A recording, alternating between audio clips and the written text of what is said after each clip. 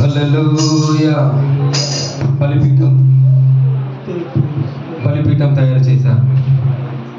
అవి ఆరున్నట్టున్నాయి, ఆఫ్ చేయండి. కొన్ని మైక్లు ఆఫ్ చేయడమ్మా. దీనికి సంబంధించిన ఒకటి ఆఫ్ చేయండి. అది ఉంటేనే దీని దానికి పడదు. హల్లెలూయా. బలిపీఠాన్ని సిద్ధం చేశారు. దూడను వధించి అందులో నీళ్లు పోసి ఆకాశం నుండి అగ్ని కురవాలి, అప్పుడు కాల్చబడాలి. అంటే ఈ యొక్క ఇది అన్యజనులు దేవుని మనవారు, దేవుని అందు విశ్వాసం లేని వారు ఏం చేస్తున్నారంటే వారి వారి దేవతలకు ప్రారంభించారు మొక్కడు. ఏలియా ఒక్కడే ఉన్నాడు అక్కడ. ఏలియా ఒక్కడే ఉండే మీరు మొక్కండి, మీ దేవుళ్ళు ఎక్కడ ఉన్నారో వస్తారు మొక్కండి అని అన్నాడు. అనేసరికి వారు ప్లేళ్లతో కోసుకొని కూర్చున్నారు. ఉదయం నుంచి సాయంకాలం అయింది. సాయంకాలం వరకు కూడా ఆ అగ్ని మీద అది బలిపీఠం ఉన్న ఒక బలి పశువు కాలబడలేదు. వస్తున్నాడే, బాటలో ఉన్నాడే, మీరు ఇంకా అరవండి, మీరు ఇంకా చేయండి అని చెప్తున్నాడు ఏలియా. రాలేదు. కానీ నా ప్రభు ఒక్కసారి అర్పణ ప్రార్థన చేయగానే ఆకాశం నుండి అగ్ని కుమ్మరించబడింది. హల్లెలూయా. ఆ బలి పశువు కాల్చబడింది. నా దేవుడు తన బిడ్డలను, తన యందు విశ్వాసం ఉంచిన వారిని ఎప్పుడైనా అవమానపరచడు ఆయన. అది ఒక విశ్వాసం ద్వారా కొనసాగుతుంది ఆ అగ్ని అనేది. హల్లెలూయా. నువ్వు ఎప్పుడైతే దేవుని యందు విశ్వాసం ఉంచి, ప్రభు ఇదిగో నీ అగ్ని నాపై కుమ్మరించమని ఎప్పుడైతే నువ్వు ప్రార్థన చేస్తావో, అదృశ్యమైన దేవుడు అదృశ్యంగా నీ ద్వారా నీలో క్రియ జరిగిస్తూ ఉంటాడు. హల్లెలూయా. చదువుదాం మరొక వాక్యం.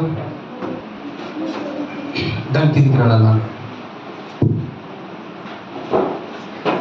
ఇక్కడికి వచ్చా మనము చెడ్డ అది కష్టకాలం ముందున్న వారు యెహోవాకు మొరపెట్టిరి, ఆయన వారి ఆపదల నుండి వారిని విడిపించెను. వారి కట్లు తెంపివేసి చీకటిల నుండి మరణాంధకారముల నుండి వారిని రప్పించెను. హల్లెలూయా. వీరికి ఎప్పుడైతే కష్టకాలం వచ్చిందో, ఎప్పుడైతే మరణాంధకారం చుట్టుకుందో, మరణ పాశలు చుట్టుకున్నాయో, వారి ఆపదలు కలిగినాయో, చీకట్లు ఎప్పుడు సంచరించారో, అప్పుడు వారు దేవునికి మొరపెట్టారు. ఆ ప్రతి దాని నుంచి నా ప్రభు విడిపించుకొని తీసుకొని వచ్చాడు. హల్లెలూయా. ప్రతి బానిసత్వం నుండి, ప్రతి బంధకాల నుండి, ప్రతి ఒక్క వ్యసనం నుండి, ప్రతి ఒక్క కష్టాల నుండి తీసుకొచ్చే దేవుడు ఉన్నాడంటే ఆయన నజరేయుడైన యేసుక్రీస్తు ప్రభు.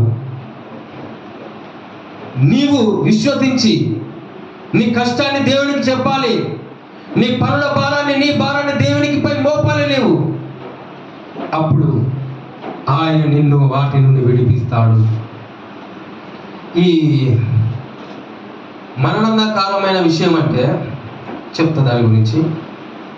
13వ వచనం. ఆయన వారి ఆపదల నుండి వారిని విడిపించెను, వారి కట్లను తెంపివేసి చీకటిల నుండి మరణాంధకారం నుండి వారిని రప్పించెను. ఆపదల నుండి మన పితరులను నడిపించాడు, విడిపించాడు. యాకోబునైనా, యోసేపునైనా, దానియేలునైనా వీరందరిని విడిపించాడు వారి ఆపదల నుండి. మోషే ద్వారా మోషను ప్రతి ఒక్కరి నుండి విడిపించాడు. ఇప్పుడు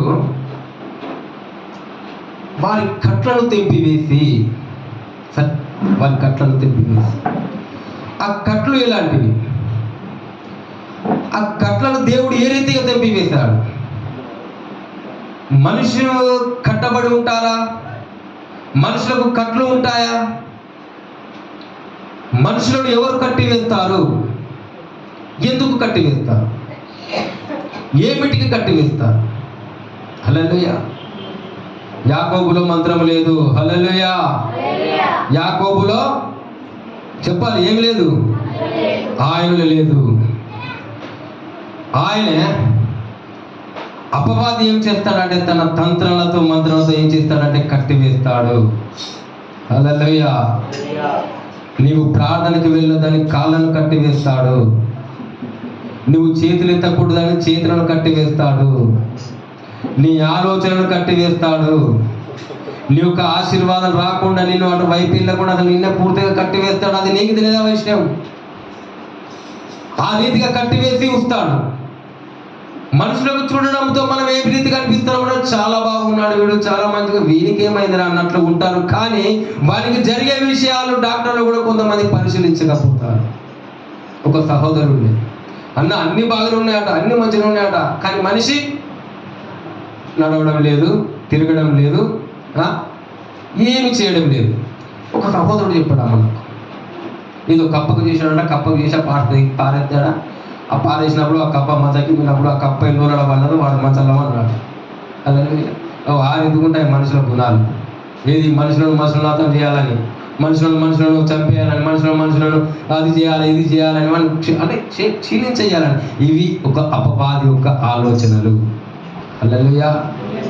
అయితే ఈ సహోదరులు వారు ఆ మంచము పట్టుకొని బ్రతుకుతున్న సమయాలలో అప్పుడు దేవుని నమ్ముకున్న ఒక విశ్వాసులు వాళ్ళ యొద్దకు వెళ్ళి ప్రార్థన చేయగానే దేవుడు ఆ బంధకాల నుంచి విడిపించాడు. హల్లెలూయా.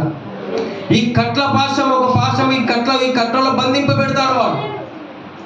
అర్థం కాకుండా మైండ్ను మొత్తం ఇది రిఫ్రెష్ చేసి పారేస్తాడు. మొత్తం ఉన్న మన తలంపులు, మన ఆలోచనలు కొట్టివేస్తాడు. అప్పుడు ఆలోచన రాదు, ఒకటే వైపు ఉంటుంది ఆలోచన, ఒకటే వైపు, అదే వైపు, ఇక అదే స్వర్గం. అది ఏదైనా పర్వాలేదు, అది ఏ మత్తో, అది ఏ జ్ఞానమో, అది ఎలాంటిదో నాకు ఇంతవరకు అర్థం కాదు, కానీ అట్టే ఉంటుంది జీవంతి. లేవగానే పొద్దుగానే అదే ఈ యొక్క బంధకాలలో సమాధులలో నివాసం చేస్తున్నాడు ఒక వ్యక్తి. సమాధులలో 2000 సేన దయ్యాలు పడితే కట్టివేసి అక్కడ పెట్టేశారు. అతను కట్టివేసి పెడితే అతను రక్షించేవాడు లేడు, అతనిని నడిపించేవాడు లేడు. అతనికి భయపడి అతనికి దూరంగా పారిపోయేవారు. ఈ యొక్క సమాధులలో నివాసం చేస్తూనే ఎవరు వచ్చినా వారిపై తనకు తాను గాయపరుచుకుంటున్న ఒక వ్యక్తి. అతను సంఖ్యలను కూడా తుత్తునీలుగా చేసేవాడట. అంటే ఒక బంధకాలు 2000 సేన దయ్యములు ఒక మనిషిలో ప్రవేశించినాయంటే, ఒక మనిషితో తట్టుకోడు మనిషి, 2000 సేన దయ్యాలు. అలాంటి దయ్యాలుగా బంధింపబడి ఉన్నాడు. ఎవరు సహాయం చేసేవారు లేరు. అతను చూస్తేనే అందరు గదగద వణికిపోతున్నారు. సమాధుల వైపు ఎవరు వినడం లేదు. ఆ రీతిగా జీవిస్తున్నాడు ఒక వ్యక్తి. ఆ రీతిగా తల్లడిస్తున్నాడు. ఆ బంధకాల్లో ఉన్నాడు. వీడు చనిపోవడం లేదు, వీడు బ్రతకడం లేదు, వీడు బ్రతికి కూడా ఒకరిని బ్రతకడం లేదు. బాధ, కేకలు, అల్లర్లు, ఇబ్బందులు, రాళ్ళతో కొట్టడం, అన్ని చేయడం జరుగుతుంది. ఆ సమయంలో నా ప్రభు అయిన యేసు ఆ ప్రాంతంలో అడుగు పెట్టాడు. హల్లెలూయా. విడిపించేవారు ఎవరు? ఇప్పుడు చెప్పండి గట్టి. విడిపించేవారు ఎవరు? ఏ దేవుడు? యేసుక్రీస్తు ప్రభు. గట్టిగా చెప్తే అనుకుంటున్నా. హల్లెలూయా. మనిషికి ఒక దేవుడు ఉంటారమ్మా. స్తోత్రం. ఇంట్లో ఒక దేవుడు, వీధిలో ఒక దేవుడు, బయట ఒక దేవుడు, ఈడో దేవుడు, ఆడో దేవుడు. హల్లెలూయా. చర్చిలో యేసు దేవుడు. అంతేనా? అర్థం కదా? అంతేనా? కరేగా సర్వశక్తిమంతుడు ఆ దేవుడు. హల్లెలూయా. భూమిని, సృష్టిని, ఆకాశమును సృజించిన దేవుడు. ఆ దేవుడే మానవాళిగా భూమి మీదకి దిగి వచ్చి ఆ గిరాసేన ప్రాంతంలో అడుగు పెట్టడంతోనే అక్కడ సంఖ్యలతో బంధింపబడి ఉన్న ఆ యొక్క 2000 సేన దయ్యములు కూడా వచ్చి నా దేవుని యొక్క పాదాల ఎదుట పడి ఉన్నాయి. యేసుక్రీస్తు నామములో పాదాల పడి, ఇదిగో దేవుని కుమారుడా, సర్వోన్నతుని కుమారుడా, మా సమయం రాకముందే నువ్వు వచ్చేసావా? హల్లెలూయా. నీ సమయం ఎక్కడ ఉంది? నా దేవుని రాజ్యం రావాలి యేసుక్రీస్తు నామములో. హల్లెలూయా. నా తండ్రిని స్తుతించేవారు కావాలి, నా తండ్రిని ఆరాధించేవారు కావాలి. ఆ బంధకాల నుంచి విడిపించబడాలి. నువ్వు విడిపింపబడి ఆయనను ఆరాధించాలి అని ఆయన నీ వద్దకు వచ్చాడు. నీ బంధకాలను తెంపడానికి వచ్చాడు. నీ కుటుంబాన్ని స్వస్థపరచడానికి వచ్చాడు. నీకు ఆరోగ్యాన్ని అనుగ్రహించి వచ్చాడు. వచ్చినప్పుడు నువ్వు ఆరోగ్యం పొందినప్పుడు నువ్వు ఆయనను ఆరాధించాలి, నువ్వు ఆయనను అభిమానించాలి, నువ్వు ఆయనకు లోబడి ఉండాలి, నువ్వు ఆయనలో నివాసం చేయాలి. ఆయనతో నీలో దయ్యములు కాదు నివాసం చేయడము, నీలో యేసుక్రీస్తు ప్రభు యొక్క ఆత్మ నివాసం చేయాలి. ఎన్ని రోజులు పోషిస్తారు దయ్యాలను ఇలా? హల్లెలూయా. రక్తం దాగి పీడించి చంపేస్తాయి. స్తోత్రం, స్తోత్రం. గట్టిగా చెప్పడం. భయపడుతున్నారా? హల్లెలూయా. స్తోత్రం. హల్లెలూయా. ఆ వ్యక్తి ఎప్పుడైతే స్వస్థ చిత్తుడయ్యాడో ఆ గినాసేన ప్రాంతంలోకి వెళ్ళి కొత్త బట్టలు ధరించుకుని కూర్చుని ఉన్నాడు. హల్లెలూయా. కొత్త బట్టలు ధరించుకొని, తల స్నానం చేసుకొని, తలను దువ్వుకొని ఆ ప్రాంతంలో కూర్చొని ఉండగానే అక్కడ కూర్చున్న వారు అంటున్నారు, ఇతడు ఆ దయ్యంలో పట్టిన వాడు కదా, వీడు ఎలా ఈ రీతిగా మారిపోయాడు, వీడు ఏ రీతిగా స్వస్థించుడయ్యాడు అని ఆ ఊరు వారు వాళ్ళని చూసి భయపడుతున్నారు. నీలో ఎప్పుడైతే పరిశుద్ధాత్మ దేవుడు నిన్ను స్వస్థపరుస్తాడో, నిన్ను ఎప్పుడైతే గొప్ప చేయడం ప్రారంభిస్తాడో, అప్పుడు మనుషులు కూడా, అన్యజనులు కూడా నిన్ను చూసి భయపడడం ప్రారంభిస్తాడు. హల్లెలూయా. నీవు సైతాను దయ్యాలకు కాదు భయపడవలసింది, దయ్యాలు నీకు భయపడాలి యేసుక్రీస్తు నామములో. ఎందుకంటే నా దేవుడు యేసుక్రీస్తు ప్రభు ఆ శిలువలో మరణించినప్పుడు సాతాను యొక్క తలను చితిగా తొక్కేశాడు కింద, కాళ్ళ కింద. తనకు వానికి అధికారం లేదు నీ పైన, నా పైన. హల్లెలూయా. ఎవడన్నా రాని. ఏ లెక్క ప్రార్థన పరులు కావాలి, ఎవరు ప్రార్థించేవారు కావాలి. నా దేవుడు సర్వశక్తిమంతుడు. ఇదిగో నా కొరకు నేను ప్రార్థన చేస్తే ఏమైనా చేస్తా ధైర్యంతో నిలబడి ఉండాలి. హల్లెలూయా, హల్లెలూయా. అలాంటి కట్టలు తెప్పేసి దేవుడు నా దేవుడు. ఏమైనా సమస్యలు నీ ఇంట్లో ఉన్నాయా? నీకు నువ్వే ప్రార్థన చేసుకో, నీకు నువ్వే మోకరించుకో, నీకు నువ్వే బలము పొందుకో, నీకు నువ్వే ధైర్యం తెచ్చుకో. ఆ పరిశుద్ధాత్మ దేవుని యొక్క వరమును అడిగి ఆయన యొక్క ప్రభావాన్ని ఆయన యొక్క సన్నిధిని నీపై దింపుకో. ప్రార్థన చేస్తూనే ఉండు, ప్రార్థన చేస్తూనే ఉండు. 3 దినములు ఉపవాసం ఉండి దేవుడు నాకు ప్రార్థన చేయడానికి అవకాశం ఇచ్చాడు. నా దేవుడు ఈ దినమందు గొప్పగా మాట్లాడుచున్నాడు. చప్పట్లు కొడదాం గట్టిగా. ఆయన కృపను, ఆయన ఈ మాటలు ఎన్నడూ మరవనని, ఆయన మాట్లాడిన ఈ ప్రతి మాటను నా హృదయంలో స్వాధీనపరుచుకుంటానని ఈరోజు తీర్మానం తీసుకో. నీ తీర్మానమే ఆయనకు కావాల్సిన తీర్మానమే, నీ తీర్మానం ఆయనకు కావాల్సింది. సరే, కట్ట నుంచి విడిపించాడా? ఇంకోటి చూద్దాం.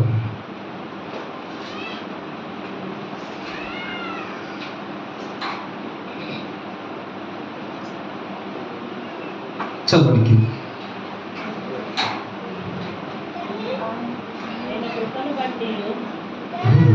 కట్ల నుండి తెప్పి వేసిన తర్వాత ఏమైంది? చీకటిల నుండి మరణంధకారముల నుండి వారిని రప్పించెను. ఆయన కృపను బట్టి నరులకు ఆయన చేయు ఆశ్చర్య కార్యములను బట్టి వారు యెహోవాకు కృతజ్ఞతాస్తుతులు చెల్లించుదురుగాక. హల్లెలూయా. ఇంకోటి, చీకటిల నుండి మరణంధకారముల నుండి, ఇవి 2 ధ్యానించుకుందాం. చీకటి అంటే ఏంటిది? మరణంధకారం అంటే ఏంటిది? చీకటిలో నుండి వెలుగులోకి నడిపించడానికి ఆయన దగ్గర వెలుగు ఉంది. మరి నువ్వు చీకటిలో ఉన్నావు, ఆ చీకటి నుంచి బయటపడాలంటే ఏమి చేయాలి? వెలుగు ఎందుకు రావాలి? హల్లెలూయా. ఇంట్లో చీకటి ఉంది, ఏం చేస్తాం? పోయి లైట్ వేస్తాం. లైట్ వేయగానే వెలుగు వస్తుందా? వచ్చేస్తుంది. చీకటి తొలగిపోతుంది. చీకటి బ్రతుకు అంటే అది అర్థం కాని బ్రతుకు, అర్థం లేని బ్రతుకు. ఆ చీకటి ఎన్ని రోజులు ఆవరించి ఉంటుందో, ఏం మాట్లాడతామో తెలియదు, ఎవరితో ఏం మాట్లాడతామో అర్థం కాదు. ఇష్టం వచ్చినట్టు మాట్లాడేస్తాం. ఎవరికి ఏ మర్యాద ఇవ్వాలి, ఎవరికి ఏ మర్యాద ఇవ్వకూడదు, ఎవరితో ఎలా రీతిగా మాట్లాడాలనే ఒక ఆలోచన రాదు. నీవు గనుక వెలుగులోనికి వచ్చినప్పుడు, ఆ చీకటిలో ఉన్న వారు వెలుగులోనికి వచ్చినప్పుడు, దేవుని యొక్క మహిమను, దేవుని యొక్క పరిశుద్ధతను ధరించుకున్నప్పుడు, ఎవరితోనైనా, చిన్న పిల్లలతోనైనా మర్యాదగా మాట్లాడే ఒక గుణం మనలోకి వస్తుంది. హల్లెలూయా. ఈ మరణంధకారం అంటారా? మరణంధకారముల నుండి వారిని రప్పించెను అని. ఈ మరణంధకారం ఎలాంటిదంటే, మరణ సమయానికి వచ్చే వరకు వారికి అర్థమవుతుంది ఆ మరణంధకారం అనేది. ఎవరైతే చనిపోవడానికి సిద్ధంగా ఉంటారో వారికి తెలుస్తుంది ఈ విషయాలన్నీ, ఆ బాధలన్నీ. నేను ఈ గ్రహించాలని అనుభవించి చనిపోయేవారిని నన్ను దేవుడు కాపాడాడు. అందుకే నేను గట్టిగా ధైర్యంగా ఈ సాక్ష్యం ఇవ్వగలను. ఎందుకంటే కొన్ని రోజుల క్రితం నేను చనిపోయేవాడిని, ప్రభు నన్ను బ్రతికించాడు. ఆ మరణంధకారమును నేను నాటబడి ఉన్న సమయాలలో నేను తిరగని చోటు లేదు, తిరగని రోజు లేదు, తిరగని వాడలేదు. యేసుక్రీస్తు ప్రభు నా దేవుడు అని నేను బైబిల్ పట్టుకొని నేను ప్రయాణిస్తూనే ఉండేవాడిని. ఆ మరణ పాశంలో చుట్టుకున్నాను. రాత్రి అంతా నిద్ర ఉండబోయేది. రాత్రి అంతా భయము ఆందోళన, కలవరము, ఆత్మ వేధింపబడము, ఇవన్నీ జరుగుతూ ఉండేది నా ఉదయంలో, నా జీవితంలో. అయ్యా చనిపోతానేమో అయ్యా అని ఉదయాన్నే లేచి ప్రార్థన చేసేవాడిని. మధ్యాహ్న కాల సమయం మందు నా తల గిర్రన తిరిగేసరికి మరలా ప్రార్థన చేసేవాడిని, అయ్యా మరణం సమీపించింది అయ్యా అని. కానీ నన్ను మరణానికి అప్పగించిన దేవుడు, హల్లెలూయా, మరణానికి అప్పగించడం మన దేవుడు. నీవు జీవంలోనికి ప్రవేశించాలి. నీ ఏ దురత్మైన ఏ శతవడిని పట్టినా కూడా నీ కుటుంబము నీవు జీవంలోనికి ప్రవేశించాలి. హల్లెలూయా. ఆ జీవజలం గల దేవుడు నీకు జీవమును ఇవ్వడానికే, నిత్య జీవం ఇవ్వడానికే ఆయన శిలువలో మరణించాడు. ఆ మరణాన్ని జయించి మృత్యుంజయుడై తిరిగి లేచి నిన్ను ఆ జీవ మార్గంలోనికి నడుపుతూ వెళ్ళుచున్నాడు. హల్లెలూయా. ఆయన మాటలు గ్రహించి ఆయనతో నడవాలి. హల్లెలూయా. మరొక మాట చదివి ముగిద్దాం. అయ్యగారు త్వరలో రానున్నారు. బలలో పాల్గొందాం. హల్లెలూయా. సమయం ఎక్కువ అవుతున్నట్టు అనిపిస్తుందా మీకు? హల్లెలూయా. ఆకలిస్తున్నామా? వేస్తే ఎత్తుందని చెప్పండి, లేకపోతే లేదని చెప్పండి. ఎత్తుందంటే ఆమె చెప్తాను. సరే, మరొకటి చివరి వచనం చదువుకుందాం. కష్టకాలం మనం విడిపించబడిన తెలిసింది కదా, ఏ రీతిగా మనకు కష్టాలు వస్తాయి, ఏ రీతిగా మనం ఏ రీతిగా ఉంటామన్న విషయం తెలిసింది కదా. ఒకటి, దేవుని తీర్మానానికి దూరం అయితే, మరియు ఇంకొకటి, ఎప్పుడైతే మన కష్టకాలం వచ్చిందో ఆయనకు మొరపెట్టాలి. ఎప్పుడైతే మన చీకట్లో ప్రవహిస్తున్నామంటే ఆయనకు మొరపెట్టాలి. మరియు మన అంధకారం ఇలాంటి పాశం వచ్చినా కూడా ఒక్కొక్కసారి వెళ్ళడానికి కొందరికి యాక్సిడెంట్లు అయితే అంటే కొన్ని ఇబ్బందులు జరుగుతూ ఉంటాయి. అసలు సమయంలో కూడా మనము వెళ్ళే సమయంలో ప్రార్థన చేసుకొని వెళితే ఇంకా గొప్పతనం, మంచితనం అది మనకి. ఎందుకంటే వెళుతున్నానయ్యా, ఆ రాకపోకూడదు, సహాయం చేయి, ఈ దూతల కాపుదలు అనుగ్రహించంటే ఆయన అనుగ్రహిస్తాడు. నీ ప్రార్థన కావాలి ఆయనకు, నీ నోటి నుండి వచ్చే ప్రార్థన ఆయన కావాలి. ఎప్పుడు ప్రార్థన చేస్తాడో అని ఎదురు చూస్తూ ఉంటాడు ఆయన. మన వైపు ఒక చెవి పెట్టి వస్తాడట ఆయన. నీ ప్రార్థన కావాలి. ఎటు వెళ్ళినా ఎటు పోయినా కూడా ప్రార్థన చేసుకొని వెళితే మంచిది. ఒకరిలో ప్రార్థన చేసుకోకుండా వెళ్ళామనుకో, ఇక్కడ జరిగిందనుకో, భయపడవద్దు. హల్లెలూయా. యెహోవా మన కాపరిగా ఉన్నాడు. 41వ అధ్యాయము యెషయా గ్రంథం చదువుతాం. చివరిగా మాటలు చదివి స్తోత్రం చెల్లుగాక.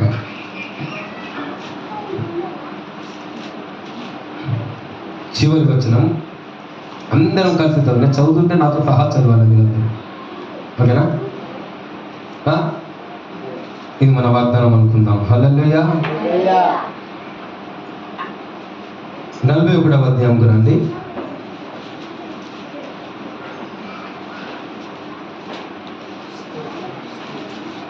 వచనం నేను చదువుతుంటే నా వెనుకల మీరు అందరూ ప్రతి ఒక్కరు చదవాలి. ఎవరు నోరు మూసుకొని వద్దాము. హల్లెలూయా. ఇది మీకు ఆశీర్వాదంగా ఉంటుంది. నీవు నా దాసుడవనియు నేను నిన్ను ఉపేక్షింపక ఏర్పరచుకుంటున్నానియు నేను నీతో చెప్పి ఉన్నాను, నీకు తోడై ఉన్నాను, భయపడకుము, నేను నీ దేవుడనై ఉన్నాను, దిగులు పడకుము, నేను నిన్ను బలపరుతును, నీకు సహాయం చేయవాడను నేనే, నీతి అను నా దక్షిణ హస్తముతో నిన్ను ఆదుకొందును, నీ మీద కోపపడిన వారందరూ సిగ్గుపడి విస్మయముందుదురు, నీతో వాదించువారు మాయమై నశించిపోదురు, నీతో కలహించు వారిని నీవు వెతుకుదువు గాని వారిని కనుగొనలేకపోదుము, నీతో యుద్ధం చేయవారు మాయమైపోదురు, అబవులగుదురు, నీ దేవుడైన యెహోవాకు నేను భయపడకుము, నేను నీకు సహాయము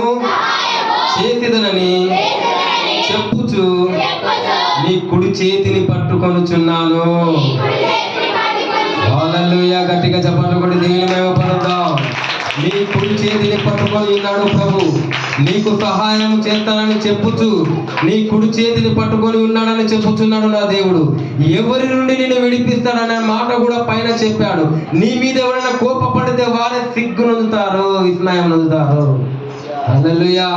నిన్ను నిందించిన, నీపై కోపడిన, నిన్ను కోపించిన వారు సిగ్గు నొందుతారు అని చెప్పుచున్నాడు. హల్లెలూయా. మరి ఒక మాట, నీతో ఎవరైతే వాదిస్తారో వారు మాయమై నశించిపోతారని చెప్పుచున్నాడు. నిన్నెవరు తృణీకరిస్తారో, నిన్నెవరు వాదిస్తారో, నీ పైన ఎవరు శాపగ్రస్తాలు పెడతారో వారు ఏమైందని వారే శాపగ్రస్తాలు అయిపోతారని చెప్పుచున్నాడు. హల్లెలూయా. యెహోవా దేవుడు మన తోడుగా ఉన్నాడు, మన రక్షకుడై ఉన్నాడు. హల్లెలూయా. లేచి నిలబడదాం. లేచి నిలబడి చివరిగా మనం ప్రార్థన చేసుకుందాం. అందరూ లేచి నిలబడదాం. మన మధ్యలో సిస్టర్ ఒక పాట పాడాలని నేను మీరే ఒక పాట పాడుతుండగా మనమందరము ధ్యానిస్తూ ఆ పాట వైపు నిదానించి మనం చప్పట్లో కొడుతూ మనం దేవుని మహిమ పలుకుతాం. హల్లెలూయా. ఇవ్వండి మైకు. అందరూ చేతులెత్తి ప్రార్థన చేయండి. చేతులు స్తోత్రాలు చెల్లించాడు దేవునికి, స్తోత్రాలు చెల్లించాడు. నీ తోడు ఈ దీవెన మందు దేవుడు నీ తోడుగా ఉంటాడు. నీ కష్టకాలం మందు దేవుడు నీకు సహాయం చేస్తాడు. నువ్వు మొరపెట్టు ఆయనకు. హల్లెలూయా. ప్రతి కట్ల నుండి, ప్రతి బంధకాల నుంచి నిన్ను విడిపిస్తాడు నా దేవుడు.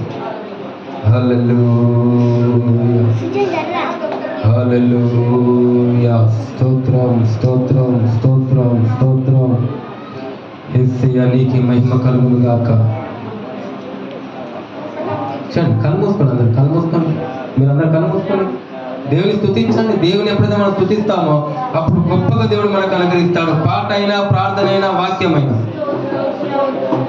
మన రీతిగా మనం వేడుకోవాలి దేవుని. ప్రభువా ఇదిగో ఆ శిష్యులు దీవించు, మరి లేకపోతే పాట పాడుచుండగా మా పైన నీ యొక్క ఆత్మ కుమ్మరింపబడాలని ప్రార్థన చేయండి. ప్రార్థన చేయండి. స్తోత్రం కలుగునుగా.